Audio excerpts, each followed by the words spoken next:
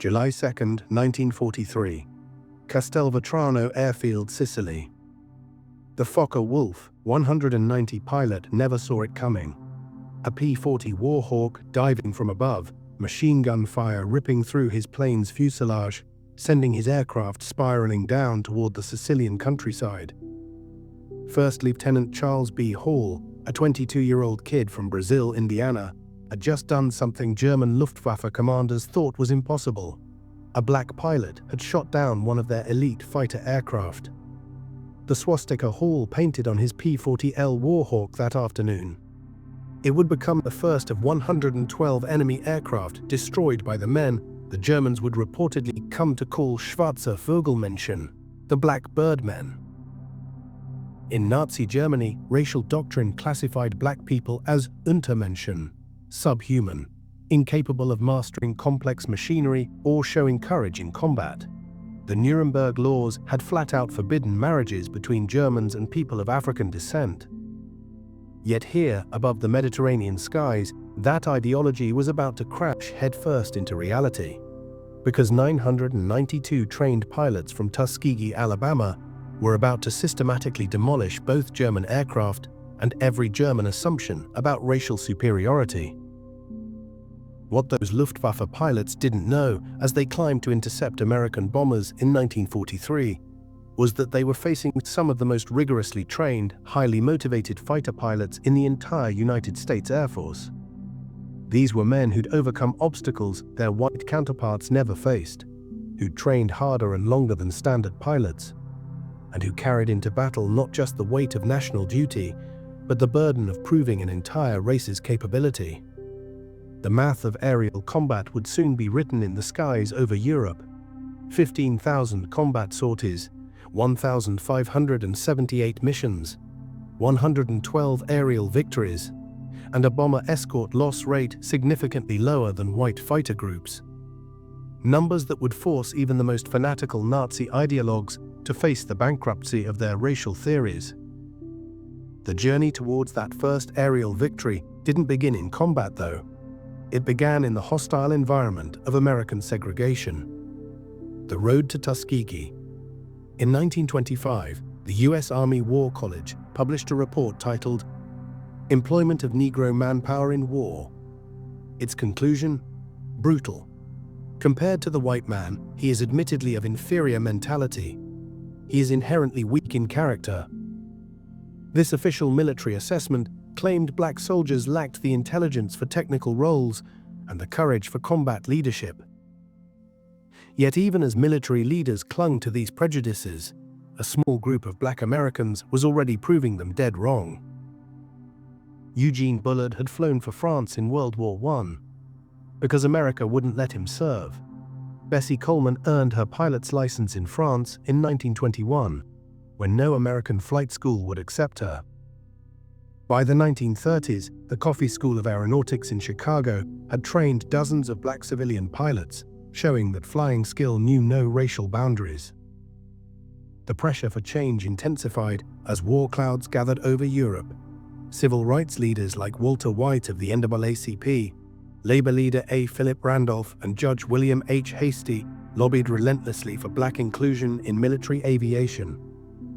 Black newspapers, the Chicago Defender, the Pittsburgh Courier, the Baltimore Afro-American, hammered the Roosevelt administration with a simple question: how can America fight for democracy abroad while denying it at home? On April 3, 1939, Public Law 18 finally cracked open the door. Senator Harry H. Schwartz had inserted an amendment requiring the civilian pilot training program to include one or more schools designated for training black pilots. It was a grudging concession wrapped in segregation, but it was a beginning. When Franklin Roosevelt ran for an unprecedented third term in 1940, he needed black votes in key northern cities. On January 16, 1941, Secretary of War Henry L. Stimson announced the formation of the 99th Pursuit Squadron, an all-black flying unit. The announcement came with a caveat that revealed the military's true expectations. This would be an experiment to test whether blacks could be trained as combat pilots. Into combat.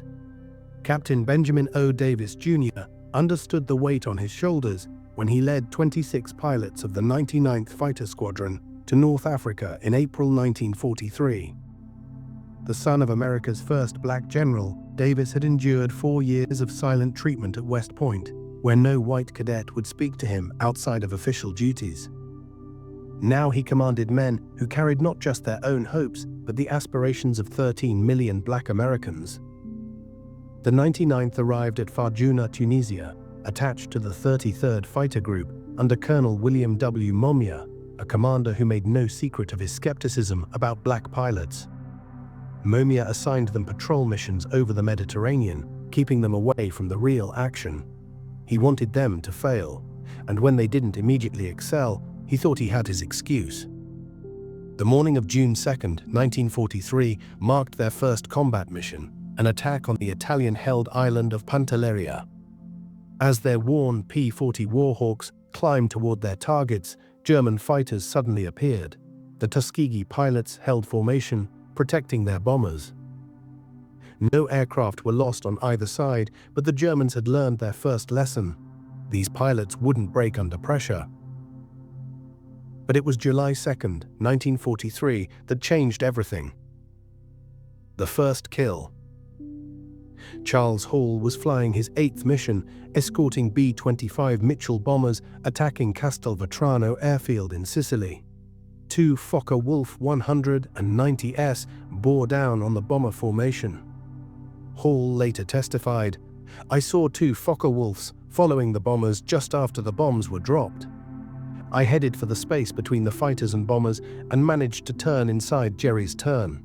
I fired a long burst and saw my tracers penetrate the second aircraft. He was turning left but suddenly fell off and headed straight into the ground. When Hall landed, the entire base erupted. Black ground crews, who'd endured months of insults from white personnel, finally had their answer to every slight. Hall's victory was the first aerial kill by a black American pilot in US military history. The Anzio turning point. By January 1944, the 99th Fighter Squadron had been in combat for 7 months. But Colonel Momia filed a devastating report claiming they lacked aggressiveness and recommending their removal from combat. The report reached General Henry Hap Arnold, who prepared to shut down the entire experiment. Then came Anzio. On January 27, 1944, the Luftwaffe launched massive raids on Allied forces at the Anzio beachhead. 15 pilots of the 99th, now flying obsolete P-40s, encountered superior Focke-Wulf 190s over the battlefield. What followed would silence the critics forever. The 99th shot down multiple enemy aircraft. Sources vary between 8 and 13 kills over 2 days. Captain Charles Hall claimed 2 more victories, bringing his total to 3. In 2 days, flying inferior equipment, they destroyed more enemy aircraft than in their previous 7 months of combat. The War Department launched a study comparing the 99th with other P-40 squadrons, and concluded they were performing just as well as white units. The success at Anzio proved black pilots could excel in combat when given the opportunity.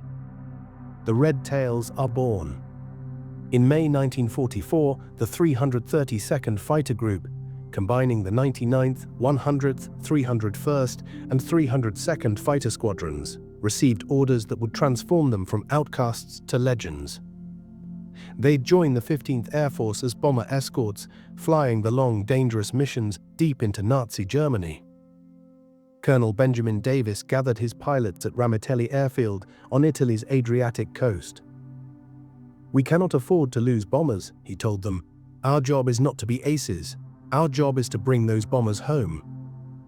This directive would define their combat philosophy. Stay with the bombers, no matter what. In June 1944, General Nathan Twining ordered a systematic marking system for fighter groups.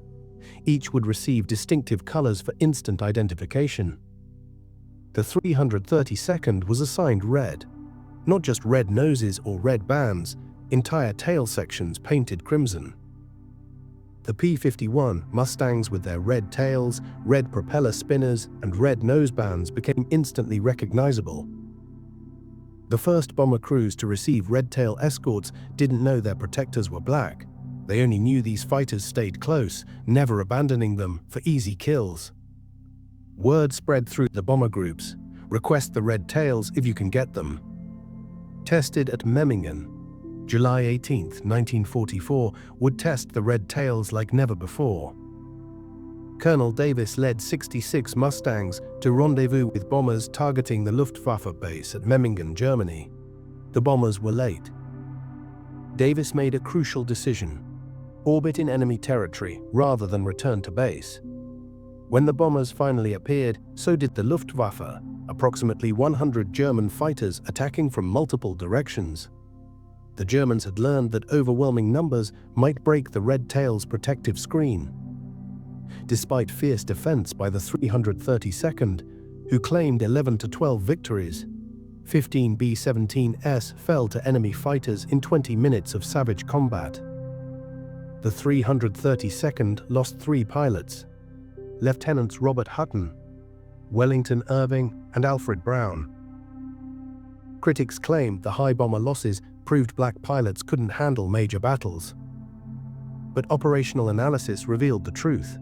The 332nd had arrived at an impossible situation, with massive German forces already engaging the bombers. They'd prevented a complete disaster. The jets. By March 1945, the Luftwaffe's conventional fighters could barely challenge Allied air supremacy. But Germany had one last card: the Messerschmitt Me 262, the world's first operational jet fighter. With a top speed of 540 miles per hour, it could outrun any propeller-driven aircraft. On March 24, 1945, the 332nd Fighter Group received its most challenging assignment: escorting bombers on a 600-mile round trip to Berlin to attack the Daimler-Benz tank factory. Intelligence warned that A-262S from Jagdgeschwader 7 would defend the target. Colonel Davis led 43 P-51 Mustangs into the heart of the Reich. As they approached Berlin, Me-262S appeared, the largest jet fighter force ever assembled for a single interception. Lieutenant Roscoe Brown had studied the jet's weaknesses. "We knew the German jets were faster than we were. Instead of going directly after them, we went away from them and then turned into their blind spots," he explained. Brown shot down one Me-262, reporting, "I pulled up at him in a 15-degree climb and fired 3 long bursts from 2,000 feet at 8 o'clock to him. Almost immediately, the pilot bailed out from about 24,500 feet. Lieutenant Earl Lane performed what many considered impossible, shooting down a Me-262 with a 2,000-yard deflection shot using the new K-14 computing gun sight." Lieutenant Charles Brantley claimed the third jet victory that day. The destruction of 3 Me-262s in a single engagement represented more jets than most fighter groups would destroy in the entire war. The red tails had just exceeded the total of all previous American Me-262 kills in one afternoon. The 332nd Fighter Group earned a Distinguished Unit Citation for this mission. Prisoners of war. Not all encounters between Tuskegee Airmen and Germans ended in victory. 32 pilots became prisoners of war, and their experiences revealed complex interactions between Nazi ideology and military reality. Lieutenant Alexander Jefferson was shot down on August 12, 1944. During his 19th mission, his P-51 took flak over southern France while strafing radar installations. At his interrogation, the German officer had extensive intelligence about the 332nd Fighter Group. The interrogator had information about Ramitelli Airfield, about our squadron commanders, even details about my parents' home in Detroit, Jefferson recalled. He knew my father was a teacher and my mother's maiden name. Their intelligence was frighteningly thorough. Inside Stalag Luft 3, Jefferson found himself treated like any other American officer. White POWs from bomber crews often approached him with gratitude for red tail protection. These interactions, impossible in segregated America, occurred naturally in German prison camps. The irony wasn't lost on Jefferson. Here I was in a Nazi POW camp, being treated more equally by white Americans than I would be back home. When the war ended and Jefferson returned to the United States, he was immediately segregated at the disembarkation point. The bomber crews. Remember, while German pilots reportedly acknowledged the Red Tail's skill with the nickname Schwarzer Vogelmenschen, American bomber crews became their most vocal champions. These men who faced death on every mission cared nothing about race, only survival. Bomber crews developed their own mythology about the Red Tails. Stories spread about their distinctive flying style, the way they waggled their wings in greeting, their tight formations, and their refusal to abandon damaged bombers. Red Tail Angels became the bomber crew's name for them. The statistics supported the bomber crew's preferences. Research by Air Force historian Dr. Daniel Hallman revealed that bombers under the 332nd Fighter Group escort lost only 27 aircraft to enemy fighters, compared to an average of 46 for other P-51 groups of the 15th Air Force. This superior protection rate occurred despite the Red Tails flying some of the longest and most dangerous missions of the war. The numbers don't lie. By war's end, the Tuskegee Airmen had compiled a combat record that demolished every pre-war assumption about black military capability. Combat operations: 1,578 combat missions flown, 15,000 plus individual sorties completed, 179 bomber escort missions, 311 missions for the 15th Air Force, enemy aircraft destroyed, 112 enemy aircraft destroyed in aerial combat, 150 enemy aircraft destroyed on the ground, 3 Me.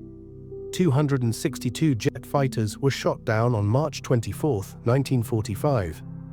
Ground targets destroyed, 950 rail cars, trucks and motor vehicles, 254 locomotive engines. TA-22 former Italian destroyer Giuseppe Missouri damaged beyond repair on June 25, 1944. Protection record: 27 bombers lost to enemy fighters versus 46 average for other groups. Superior protection rate maintained across 179 escort missions. Individual achievements: Lee Archer, 4 confirmed victories; Joseph Ellsbury, 4 victories, including 3 FW-190s on July 12, 1944; Edward Toppins, 4 victories; Clarence Lester, 3 kills in 1 mission. July 18, 1944. Decorations earned: 96 Distinguished Flying Crosses, 332nd Fighter Group pilots, 744 Air Medals, 14 Bronze Stars, 8 Purple Hearts, 3 Distinguished Unit Citations for the 99th Fighter Squadron, 1 Distinguished Unit Citation for the 332nd Fighter Group. Human cost: 66 pilots killed in action, 32 pilots captured as prisoners of war, 84 killed in training and non-combat missions. Why they were so good? The transformation from mockery to respect wasn't just about courage. It reflected superior American training methods and technological advantages that the Red Tails wielded with precision. At Tuskegee, pilots flew more hours than their white counterparts, 300 compared to 200 for white pilots. They practiced formation flying obsessively, knowing that in combat, discipline would be their edge. The washout rate at Tuskegee was 60%, compared to 40% for white cadets. Only the very best survived the program, creating what Colonel Noel Parrish, Tuskegee commander, called a super-selected group. The progression through aircraft types told its own story.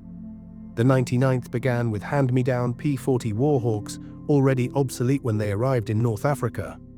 These liquid-cooled Allison engine fighters were inferior to German Bf-109s and Fw-190s in almost every performance metric. Yet the Tuskegee pilots used the P-40's superior turning ability and rugged construction to hold their own. The arrival of P-51 Mustangs in July 1944 transformed the Red Tails into equals of any fighter unit in the war. The North American P-51D Mustang represented American industrial perfection. Its Packard-built Merlin engine gave it a top speed of 437 miles per hour. Its 6.50 caliber machine guns could destroy any aircraft. Most importantly, its range, over 1,600 miles with drop tanks, allowed it to escort bombers anywhere in the Reich. The unsung heroes. Behind every pilot who shot down a German aircraft stood dozens of support personnel, mechanics, armorers, crew chiefs who kept the Red Tails flying. Of the approximately 16,000 Tuskegee Airmen who served, fewer than 1,000 were pilots. The rest were the unsung heroes who made victory possible. The ground crews worked miracles with limited resources. Ramitelli Airfield in Italy was primitive compared to other American bases. Spare parts were scarce, with the 332nd often last in line for supplies. Yet their aircraft availability rate, the percentage of planes ready for combat, equaled or exceeded that of white units. These ground crews also faced combat. German raids on Ramitelli were rare but deadly. On March 24, 1944, a German bombing raid killed several support personnel. The men continued working through the attack, pulling aircraft away from burning fuel dumps. The strategic importance. The strategic bombing campaign over Europe provided the ultimate testing ground for the Tuskegee Airmen. Each B-17 Flying Fortress cost $238,000 and carried 10 highly trained crew members. The loss of a single bomber represented a strategic setback that rippled through the entire war effort.